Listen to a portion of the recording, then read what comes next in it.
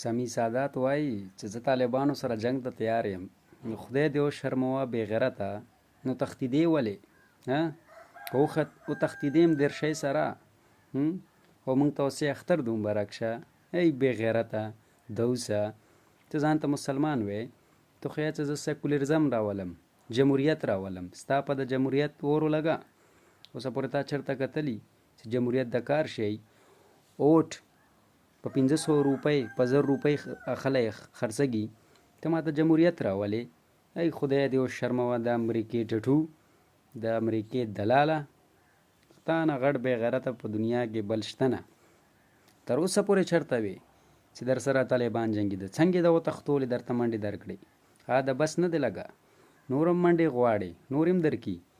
خبرو ته خو دې وګوره، اختر مو مبارک شه، درشۍ ده، چولې ده، بې غیرته، بې شرمه.